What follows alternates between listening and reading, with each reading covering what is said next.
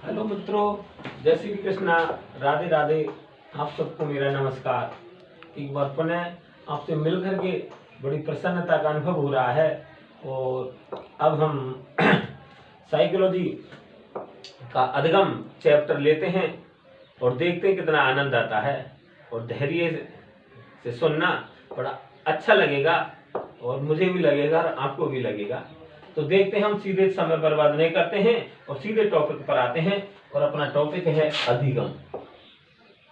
Topic है अधिगम। इसको इंग्लिश में बोलते हैं लर्निंग। लर्निंग। तो हम जान लेते हैं इसका अर्थ क्या है, इसका कॉन्सेप्ट क्या है। तो देखो, अधिगम है क्या है। अधिगम का एक शब्द में यदि हम अर्थ देखें, व्यवहार परिवर्तन। व्यवहार परिवर्तन, ये हमें समझना है। व्यवहार परिवर्तन, बिहेवियर चेंज। ये व्यवहार जो परिवर्तन है, ये होता क्या है, एक बार दोबारा सुन लो। शरीर की प्रत्येक एक्टिविटी व्यवहार कहलाती है। एक बार दोबारा सुन लो, शरीर की प्रत्येक एक्टिविटी व्यवहार करती है, अर्थात every activity of the body, every activity of the body that is called behaviour. तो मतलब जैसे बोलना है, लिखना है, चलना है, मुस्कुराना है, सुनना है, ये सब क्या है, एक्टिविटी हैं। इनको हम व्यवहार बोलते हैं। तो शरीर की प्रत्येक एक्टिविटी व्यवहार कहलाती है। एक तो साइकोलॉजी में ये समझ लीजिएगा कि शरीर की प्रत्येक एक्टिविटी क्या कहलाती है, व्यवहार। अब व्यवहार में परिवर्तन में लाना है तो अधिगम होता क्या। तो देखो दर, एक शब्द लिख रहा हूं, नॉलेज, KNOWLEDGE, और नॉलेज का मतलब है ज्ञान। नॉलेज का मतलब है ज्ञान। एक दूसरा शब्द है एक्सपीरियंस, EXPERIENC। एक्सपीरियंस का मतलब है अनुभव। अनुभव। और एक है एक्टिविटी। एक्टिविटी, इसका मतलब है क्रिया। तो देखो इधर, ज्ञान, अनुभव और क्रिया का अर्जन। अर्जन, अर्जन का मतलब होता है एक्वायर, ACQUIRE, एक्वायर। तो ज्ञान का, अनुभव का, क्रिया का अर्जन। ज्ञान क्या है, अब ऐसे समझ लीजिए कि आप मुझे पहले जानते नहीं थे और अब आपको इस बात का पता लग चुका है कि मैं साइकोलॉजी पढ़ाता हूं। तो आप जहां कहीं भी मुझे रास्ता में मिलोगे, आप मुझे नमस्ते करोगे, लेकिन उससे पहले तुम नहीं करते थे क्योंकि आपको ज्ञान नहीं था। अब तुम्हें ज्ञान हो गया है तो इससे भी आपके व्यवहार में क्या आ रहा है, परिवर्तन। क्रिया करोगे तो निश्चित तौर पर अनुभव होगा, और जब अनुभव होगा तो फिर ज्ञान भी होगा, और जब ज्ञान होगा तो व्यवहार में परिवर्तन भी आएगा। क्रिया करने से व्यवहार में परिवर्तन आता है क्योंकि उससे अनुभव होता है, और अनुभव से क्या होता है, ज्ञान होता है, और जब ज्ञान हो जाता है तो व्यवहार में परिवर्तन आता है। तो ज्ञान के माध्यम से, अनुभव के माध्यम से और क्रिया करने के माध्यम से जो व्यवहार में परिवर्तन आता है उसे हम कहते हैं अधिगम। मैं एक लाइन में इसको क्लियर करूंगा और थोड़ा ध्यान से देखना। देखो, learning, learning is a process, PROC, process. अधिगम एक प्रक्रिया है। प्रोसेस मीन्स होती है प्रक्रिया, ऑफ मॉडिफिकेशन। मॉडिफिकेशन, मॉडिफिकेशन यानी बदलाव की। ये बदलाव की क्या है, एक प्रक्रिया है। इन ओन्स बिहेवियर, बिहेवियर, स्वयं के व्यवहार में, by acquiring, ACQUIRE, by acquiring, प्राप्त करके, नॉलेज, ज्ञान प्राप्त करके, experience, experience and activity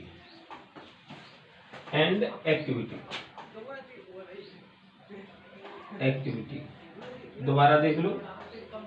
learning is a process, अधिगम एक प्रक्रिया है ऑफ मॉडिफिकेशन, बदलाव की, इन ओन्स बिहेवियर, स्वयं के व्यवहार में, बाय एक्वायरिंग प्राप्त करके, नॉलेज ज्ञान, एक्सपीरियंस अनुभव, एंड एक्टिविटी और क्रिया का अर्जन करने के माध्यम से जो व्यवहार में बदलाव की जो प्रक्रिया आती है स्वयं के व्यवहार में, उसे हम कहते हैं अधिगम।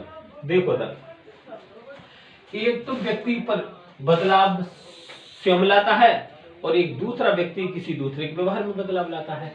तो इसकी दो प्रोसेस है, एक होती है जैसे टीचिंग और टीचिंग को करता है टीचर।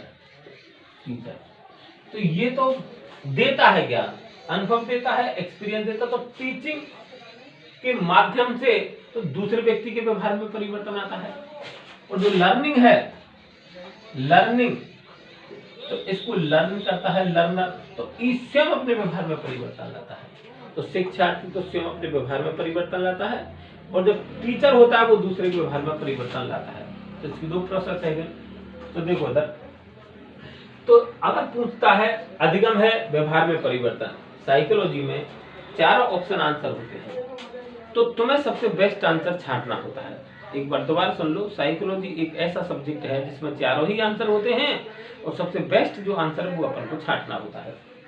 व्यवहार में परिवर्तन आंसर है, और यदि इससे बेहतर और एक आ गया कि ज्ञान के माध्यम से व्यवहार में हुआ परिवर्तन, ये भी अधिगम, ये इससे बेहतर आंसर हुआ।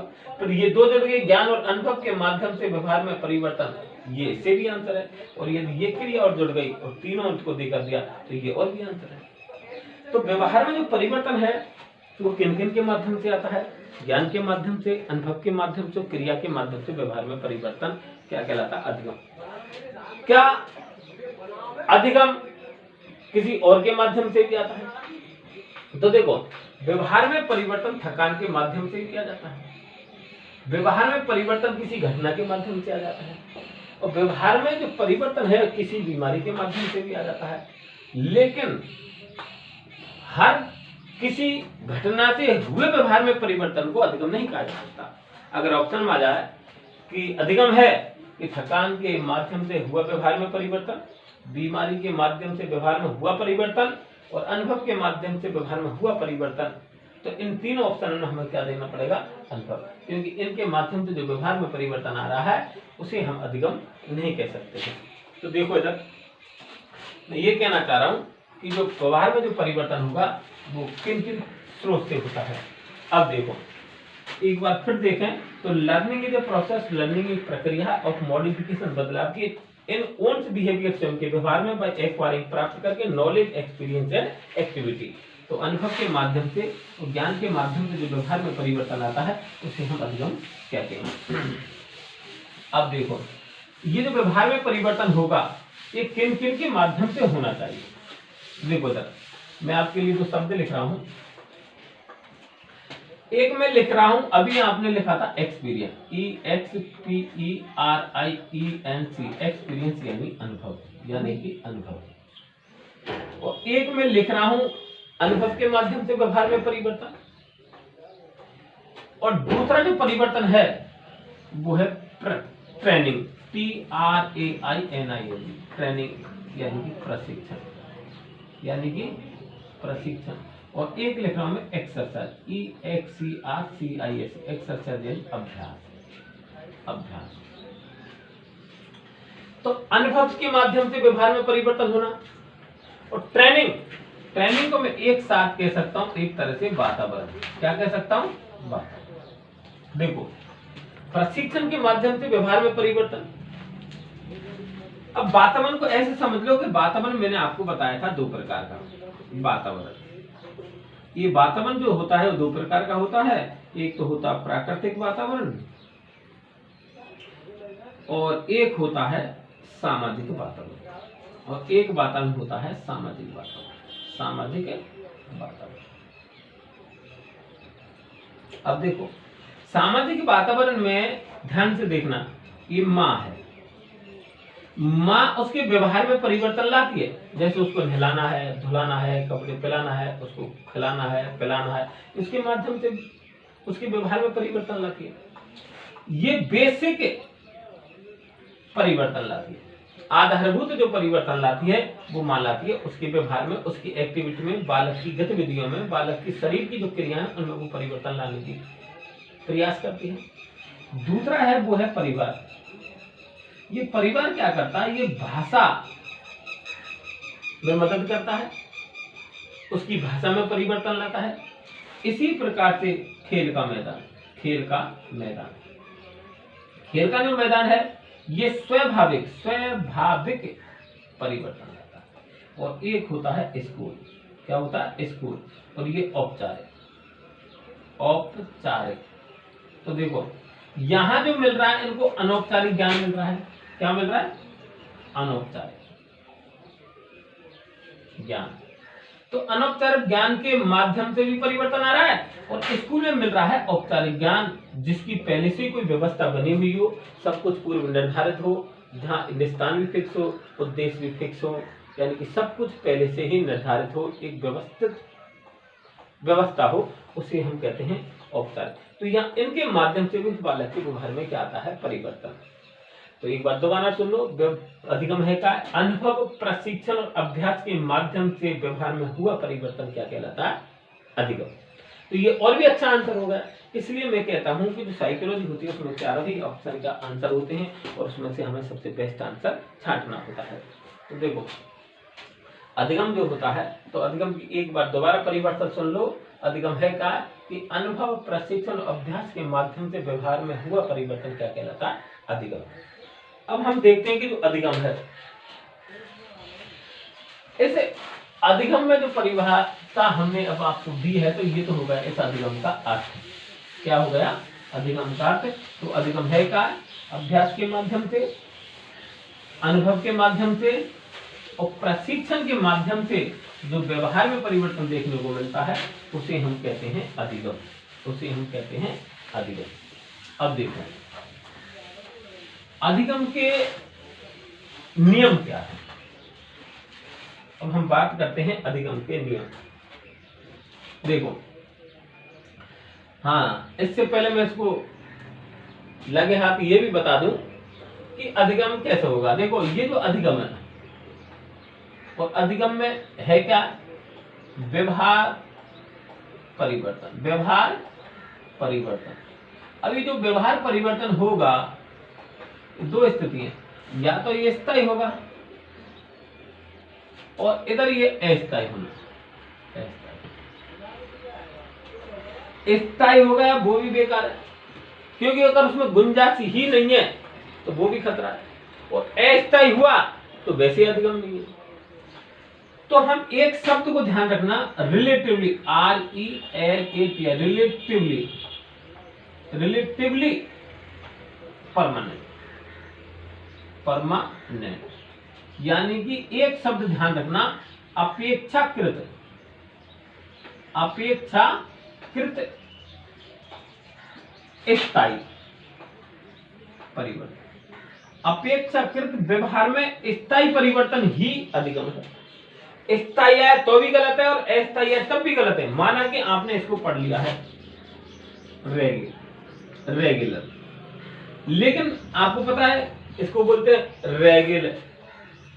इसी प्रकार से आपने इसको पढ़ लिया वुमेन, लेकिन सही क्या है, गुंजाइश है वुमन। ऐसे आपने इसको पढ़ लिया है वुमेन, तो इसको हम बोलेंगे वीमेन, इसका मतलब गुंजाइश है। तो अपेक्षाकृत व्यवहार में प्रशिक्षण, अभ्यास और अनुभव के माध्यम से हुआ परिवर्तन क्या कहलाता है, अधिगम। तो ये ध्यान रखना मित्रों, तो हमें अपेक्षाकृत स्थायी परिवर्तन ही क्या कहलाता है। तो स्थायी है तो भी गलत है और अस्थायी अगर तब भी गलत है। तो ये तो हुआ अपन का व्यवहार क्या, अधिगम। अब देखो अब हम बात करते हैं अधिगम के नियम। देखो मित्रों, आप इस प्रकार तो जानते हैं रीट की जो एग्जाम में है, चारों ही ऑप्शन आप जब सीटेट का पेपर हल करेंगे तो हमें पता लग जाएगा कि वास्तव में पेपर में प्रश्न किस लेवल का आता है। अब हेडिंग बना लो, अधिगम के नियम, अधिगम के नियम। तो देखो मित्रों, थॉर्नडाइक ने एक सिद्धांत दिया था उद्दीपक अनुक्रिया का, प्रयास एवं त्रुटि का, संबंधवाद का, तो उसके आधार पर उसने कुछ नियम निकाले। तो अधिगम के जो नियम है वो है 8 नियम। कितने नियम है? 8। और इन 8 नियमों में से जो 3 नियम हैं वे तो हैं मुख्य नियम, उन्हें हम मुख्य नियम कहते हैं। क्या बोलते हैं? मुख्य नियम। इनकी अंग्रेजी शब्द जरूर याद रखना। और पहला है तत्परता, तत्परता का नियम, तत्परता का नियम, जिसे आप बोलते हैं रेडीनेस। क्या बोलते हैं? रेडीनेस। और दूसरा है अभ्यास का। दूसरा क्या है? अभ्यास का, जिसे अपन एक्सरसाइज, EXERCISE। और जो तीसरा है अब वो है प्रभाव का नियम, प्रभाव का नियम, प्रभाव का नियम, जिसे अपन इंग्लिश में बोलते हैं इफेक्ट, EFFECT, इफेक्ट का नियम। देखो, और इनमें 5 जो नियम है, 5 जो नियम है, ये 5 नियम कौन से? इन नियमों को उन्होंने बोला है गौण नियम। क्या बोला है? गौण नियम। क्या बोला है? तो नियम कितने हैं? 8। साई की डिब्बी लाना। और 8 जो नियम है उसमें से 8 नियम, सॉरी, वे तो हैं गौण नियम। और जो 3 नियम हैं वे कौन से नियम हैं? वे हैं अपन के मुख्य नियम। अब ये जो मुख्य नियम है, ये तो पहला कौन सा? तत्परता का नियम, रेडीनेस। और दूसरा है अभ्यास का, तीसरा है प्रभाव का। और इधर गौण नियम जो है वो पहला जो नियम है बहु अनुक्रिया का नियम, बहु अनुक्रिया का नियम, बहु अनुक्रिया का नियम, अनुक्रिया का। और दूसरा जो नियम है आंशिक अनुक्रिया का नियम, आंशिक अनुक्रिया का नियम। और तीसरा जो नियम है मनोवृत्ति का नियम, एटीट्यूड, मनोवृत्ति यानी कि एटीट्यूड, एटीट्यूड। और चौथा जो नियम है आत्मीकरण का, आत्मीकरण का। और जो 5वां है सहचर्य परिवर्तन का, सहचर्य परिवर्तन का नियम। देखो, इसको बोलते हैं एसोसिएशन। एसोसिएशन का मतलब होता है जोड़ना। इसको बोलते हैं एसिमिलेशन, एसिमिलेशन। ये पार्शियल और ये है मल्टीपल रेस्पॉन्स थ्योरी। तो आज हम इतना ही पढ़ेंगे और आप सबको एक बार पुनः जय श्री कृष्णा, राधे राधे, जय हिंद, जय।